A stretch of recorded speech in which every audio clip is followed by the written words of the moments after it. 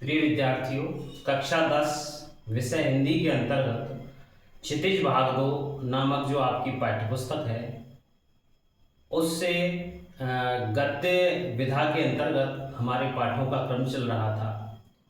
उसी क्रम में हमने पिछले वीडियोज़ में देखा था। पहला जो गद्य के रूप में पाठ दिया हुआ है नेताजी का चश्मा, जो कि स्वयं प्रकाश जी द्वारा लिखित है। विद्यार्थियों, उस कहानी से संबंधित जो पाठ का सारांश था वो हमने प्रस्तुत किया था और लेखक स्वयं प्रकाश जी का जो लेखन परिचय है वो हमने एक वीडियो के माध्यम से आपके साथ साझा किया था। प्रिय विद्यार्थियों, आज उस पाठ से संबंधित जो महत्वपूर्ण जो प्रश्नावली हो सकती है उस महत्वपूर्ण प्रश्नावली को लेकर के आज हमने जो 20 प्रश्नों का निर्माण किया है, उन 20 प्रश्नों के माध्यम से हम उस पाठ से संबंधित जो वस्तुएं हैं, उन पाठ से संबंधित जो चिन्हीकरण करके जो हमने प्रश्न आपके सामने रखे हैं, उन प्रश्नों को के बारे में चर्चा करेंगे। विद्यार्थियों, विकल्पी जो प्रश्न होते हैं उन प्रश्नों के माध्यम से उस पाठ की जितनी भी सारांश बनता है तो उन प्रश्नों के आधार पर अपने याद किए हुए या उस पाठ का जो क्रम हमने देखा है, उस पाठ से संबंधित हमारी समझ कितनी विकसित हुई है, उस समझ को हम यहाँ पर जांचने का कार्य करेंगे। तो आइए विद्यार्थियों, इस नेताजी का चश्मा नामक जो कहानी है स्वयं प्रकाश जी की, इससे संबंधित जो प्रश्नावली है वो शुरू करते हैं। आइए विद्यार्थियों, पहला प्रश्न देखते हैं। नेताजी का चश्मा कहानी के लेखक है। सामान्य सा प्रश्न है। आपको विद्यार्थियों प्रत्येक गद्य पाठ की जो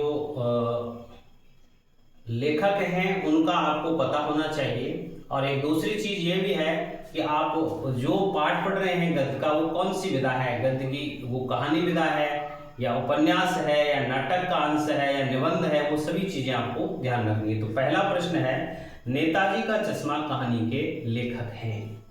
यहाँ विद्यार्थियों आपको ऑप्शन के रूप में 4 विकल्प दिए हुए हैं। पहला है मधु कांकरिया, दूसरा है कृष्णा सोरती, तीसरा है स्वयं प्रकाश और चौथा है रामवृक्ष वैलीपुरी।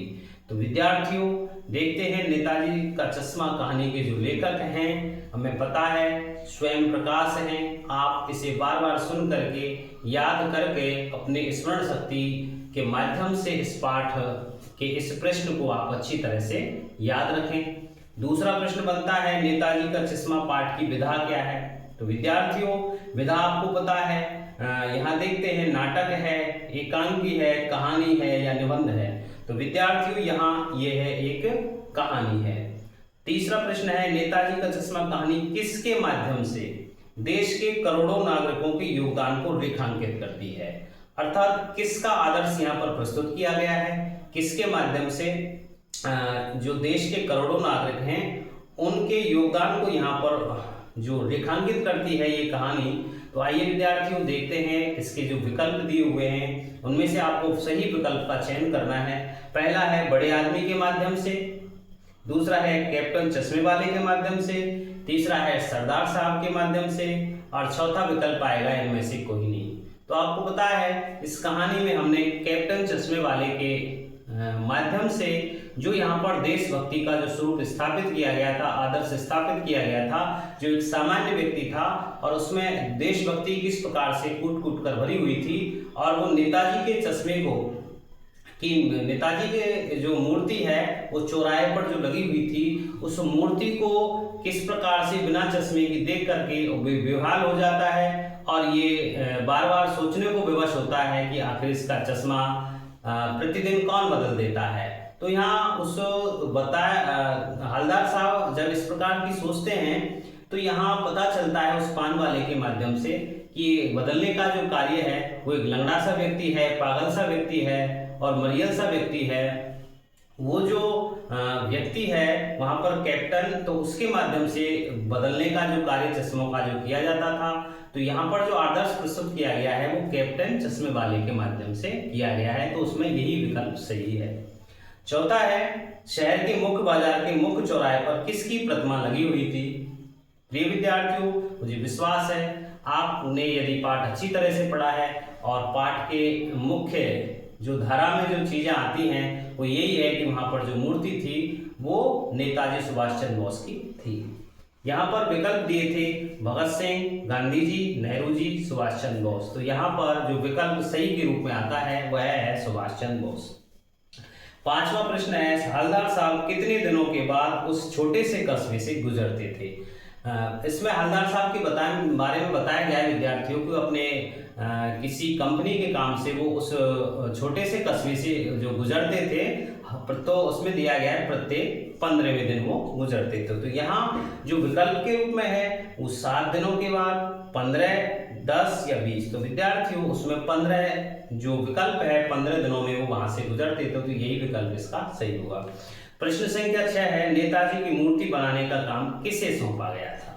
प्रिय विद्यार्थियों जो हमने पाठ पढ़ा था उसमें आया था कि उस छोटे से कस्बे की जो एक नगर पालिका थी तो वहां एक तो जो बहुत अच्छा जो कारीगर हो सकता था वो वहाँ उसकी जानकारी उन लोगों को नहीं थी, और एक ये था कि वो व्यय साध्य थी, अर्थात वहाँ जो खर्चा था उस मूर्ति को बनवाने का वो ज़्यादा बैठ रहा था और उस नगर पालिका के पास इतनी धन की व्यवस्था नहीं थी। तो वहाँ इकलौते उस कस्बे का जो इकलौता स्कूल था उस इकलौते स्कूल का एक इकलौता ड्राइंग मास्टर था, यानी कि जो उस अध्यापक था उस स्कूल का चित्रकला का, तो वहाँ उसे सौंप दिया गया उस कार्य को। तो यहाँ विकल्प के रूप में आपको देखना है कि मूर्ति बनाने का काम किसे सौंपा गया था। इसमें दिया हुआ है व्यापारी को, सही नहीं है, चश्मे वाले को, ये भी सही नहीं है, गांव वालों को, ये भी सही नहीं है। जो अगला जो विकल्प आता है हाई स्कूल के शिक्षक को। यदि हाई स्कूल का शिक्षक का नाम पूछ लिया जाए तो उसमें आपको पता होना चाहिए कि मास्टर मोतीलाल। 7वां प्रश्न है मूर्ति पर चश्मा बदलने का काम कौन करता था। हवलदार, पानवाला, गांव वाले या कैप्टन। तो इसमें कैप्टन जो है वो इस कार्य को करता था। प्रश्न नंबर 8 वो लंगड़ा क्या जाएगा फौज में। इसमें लंगड़ा शब्द किसके लिए प्रयुक्त हुआ है। पहले तो विद्यार्थियों ये आपको जानना आवश्यक है ये जो कथन कहा था वो किसने कहा था। इस प्रकार से भी प्रश्न आ सकता है। तो ये जो कथन कहा था हवलदार साहब से किसने कहा था, उस पान वाले ने कहा था, जहां पर वो जब भी गुजरते थे हवलदार साहब तो वहां इस दुकान पर जो रुकते समय उस चौराहे के पास में जो पान की दुकान थी वहां वो पान खाने के लिए रुकते थे। और जो पूछा गया कि इस चश्मे को कौन बदलता है तो उसके बारे में कहा गया था कैप्टन के बारे में कि उस पान वाले के द्वारा कहा गया। और किसके बारे में कहा गया कि ये जो कैप्टन है वो इस काम को करता है। तो लंगड़ा व्यक्ति वह फौज में क्या जाएगा, इस प्रकार का जो कथन है विद्यार्थियों किसके द्वारा कहा गया था। ऑप्शन है पान वाला, कैप्टन, हवलदार, सुभाष चंद्र बोस। तो ये जो कथन है वो कैप्टन के लिए कहा गया था। विद्यार्थियों प्रश्न की भाषा को आप अच्छी तरह से पढ़ा करें ताकि सही उत्तर की तरफ आप पहुंच सके। 9वां प्रश्न है हवलदार साहब चौराहे पर किसे निहारते थे। पेड़ को, पान वाले को, नेताजी को, कैप्टन को। अब विद्यार्थियों यहाँ पर आप जल्दबाजी नहीं करें, पूरे ऑप्शन ध्यान से पढ़ा करें। यहाँ अगर जल्दबाजी में आपने दूसरे ऑप्शन पर या रुक जाते हैं कि पेड़ को और इसके बाद में आता है पान वाले को, तो पान वाले को निहारते नहीं थे, वो पान वाले के पास तो रुकते थे। तो यहाँ जो उसका उत्तर होता है वो नेताजी, अर्थात नेताजी सुभाष चंद्र बोस की जो प्रतिमा थी उसको निहारते थे। 10वां प्रश्न है हवलदार की मानस पटल पर कैप्टन की छवि कैसी थी। वो क्या समझते थे, कैप्टन के बारे में वो ज्यादा नहीं जानते थे, तो उनके मन में उनके प्रति छवि कैसी थी कि वो कैप्टन कैसा है। देखिए विद्यार्थियों इसमें जो ऑप्शन दिए हुए हैं वो है क्रांतिकारी की छवि, दूसरा फौज के कैप्टन की छवि, तीसरा है नौजवान की छवि और चौथा है सामाजिक कार्यकर्ता की छवि। जब पान वाले से सुना कि कैप्टन बदलता है इस चश्मे को तो कैप्टन नाम सुनते ही और फौज में जो कैप्टन नामक पद जो हुआ करता है उसी की उनका बिंब बन गया था उस हवलदार साहब के दिमाग में कि कोई फौज में काम करने वाला कोई कैप्टन है और वो इस कार्य को करता है। तो यहाँ फौज के कैप्टन की छवि थी। 11वां प्रश्न है चश्मे वाले को पान वाला क्या समझता था। विद्यार्थियों उसमें कहा गया है कि वह फौज में क्या जाएगा, वह लंगड़ा। और पागल भी उसको कह दिया गया है। तो यहाँ ऑप्शन के रूप में दिया हुआ है, क्या समझता था, पागल, बेईमान, ईमानदार या समझदार। तो यहाँ आप पागल उसको कहेंगे क्योंकि पान वाले की जो छवि थी, पान वाले ने जो उसके बारे में, कैप्टन के बारे में जो अभिव्यक्ति दी थी वो पागल के रूप में दी थी। प्रश्न संख्या 12 है, नेताजी की मूर्ति पर सरकंडे का चश्मा किसने लगाया था? अंतिम में जो वो जो कैप्टन मर गया था उसके बाद में वो जो चश्मे बदलने का जो काम था, जब हवलदार साहब पुणे आए तो उसने देखा कि उस कैप्टन के मरने के बाद उस नेताजी की जो संगमरमर की प्रतिमा थी उस पर सरकंडे का चश्मा लगा हुआ। तो ये काम किसके द्वारा किया गया था? हवलदार के द्वारा, किसी बच्चे ने, पान वाले ने या लेखक ने? तो प्रिय विद्यार्थियों, यहाँ पर बच्चे ने, किसी ने वो काम किया था। 13वां प्रश्न, नेताजी की मूर्ति की ऊंचाई कितनी थी? विद्यार्थियों, छोटे छोटे प्रश्न जो गहन तरीके से भीतर से पुस्तक से आ जाते हैं उन पंक्तियों के माध्यम से, तो इन प्रत्येक चीजों को आपको गौर से देखना है। तो यहाँ कितनी ऊंचाई थी इस मूर्ति की? 2 फुट, 3 फुट, 4 फुट या 6 फुट? तो प्रिय विद्यार्थियों, उस मूर्ति की, उस प्रतिमा की जो ऊंचाई थी वो 2 फुट थी। 14वां प्रश्न है, नेताजी की मूर्ति में क्या कमी थी? उसके नाक नहीं थी, टोपी नहीं थी, सुंदर नहीं थी वह, या उसके चश्मा नहीं था? तो जैसा कि पाठ के अनुसार नाम ये है, शीर्षक पाठ जो है नेताजी का चश्मा, तो उस मूर्ति के क्या नहीं थे? चश्मा नहीं था। 15वां प्रश्न है, नेताजी का चश्मा पाठ में कस्बे में क्या नहीं था? प्रिय विद्यार्थियों, जब ये पाठ प्रारंभ होता है तो प्रारंभिक पंक्तियों के 2-4 पंक्तियों के बाद ही उस कस्बे की जो स्थिति है कि वो ज़्यादा बड़ा नहीं था, वहाँ एक छोटा सा बाजार था, सीमेंट का कारखाना था और छात्र और छात्राओं के लिए पृथक पृथक क्या थे, वहाँ पर विद्यालय थे। तो इस प्रकार की कुछ चीज़ें वहाँ पर बताई गई, उन चीज़ों को नोट करना। और ये चीज़ें आपको पाठ का जो सारांश बताया गया था वीडियो के माध्यम से उसमें भी हैं। तो यहाँ आता है कौन कौन सी चीज़ें नहीं थी। नगरपालिका तो थी। लड़कियों का स्कूल भी था, एक लड़कों का था और लड़कियों का था, इनकी पृथक पृथक भी था। सिनेमा ओपन एयर जो सिनेमाघर थे। और चौथा ऑप्शन आता है कॉलेज, तो कॉलेज वहाँ नहीं था, तो यही ऑप्शन सही है। 16वां प्रश्न है, हवलदार साहब कस्बे में क्यों रुकते थे? आपको पता है कि वहाँ उस चौराहे पर जो प्रतिमा थी उसके सामने क्या थी, एक पान की दुकान थी। वो प्रतिदिन जब जाते थे वहाँ पर गुजरते थे तो वहाँ पान खाने के लिए वो रुकते थे। पहला ऑप्शन पान खाने के लिए, पानी पीने के लिए, सामान खरीदने के लिए, चाय पीने के लिए, तो यहाँ पान खाने के लिए वो रुकते थे। 17वां प्रश्न है, नेताजी की मूर्ति किसने बनाई थी?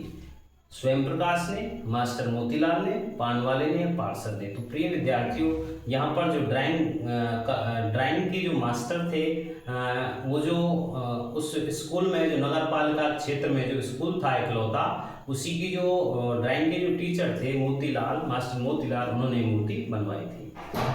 18वां प्रश्न है विद्यार्थियों, वस्ट क्या है? वस्ट किसे कहते हैं? इसके ऑप्शन आते हैं सिर से लेकर सीने तक की मूर्ति। प्रिय विद्यार्थियों, ऑप्शन यही सही है कि सिर से लेकर के और सीने तक की जो मूर्ति, जो प्रतिमा बनाई जाती है उसे वस्ट कहते हैं। दूसरा ऑप्शन इसमें दिया हुआ है आदमकद कहते हैं विद्यार्थियों कि पूरा का पूरा चित्र आ जाए, पूरी की पूरी जितना व्यक्ति है उतना सब कुछ उसके अंग प्रत्यंग प्रदर्शित हो जाए, जैसा व्यक्ति दिखाई देता है। आजकल आदमकद क्या है, शीशे भी आते हैं जिसमें पूरा का पूरा जो व्यक्ति खड़ा होता है उसका पूरा चित्र उसमें आ जाता है, तो ये भी नहीं था। घोड़े पर सवार मूर्ति भी को भी नहीं कहते हैं वस्ट, बड़ी मूर्ति को भी नहीं कहते, तो उत्तर सही होगा इसका सिर से लेकर सीने तक की जो मूर्ति होती है उसको वस्ट कहते हैं। 19 नंबर का प्रश्न, 19 नंबर, हवलदार साहब के मन में कैप्टन के प्रति सम्मान क्यों था? हवलदार साहब कैप्टन के प्रति सम्मान क्यों करते थे? ऑप्शन दिए हुए हैं, उसकी गरीबी के कारण, क्या वो गरीब था कैप्टन? दूसरा है उसकी विकलांगता के कारण, क्या वो विकलांग था इसलिए? तीसरा है चश्मे बेचने के कारण, और चौथा ऑप्शन अंतिम ऑप्शन है उसकी देशभक्ति के कारण। तो उसकी देशभक्ति के कारण उनके प्रति सम्मान था। अंतिम जो प्रश्न है, बड़े कांचों वाले चश्मे को क्या कहते हैं? ये बीच में आया है उस पाठ के बीच में कि उसको गोगो चश्मा कहा जाता है। गोगो जो चश्मा होता है उसे बड़े कांचों वाला चश्मा कहते हैं। तो प्रिय विद्यार्थियों, ये आपके उस नेताजी का चश्मा, जो कि स्वयं प्रकाश जी के द्वारा लिखित जो कहानी है उससे संबंधित जो प्रश्नावली थी बहुविकल्पी प्रश्नों के माध्यम से, वो आपके सामने प्रस्तुत है।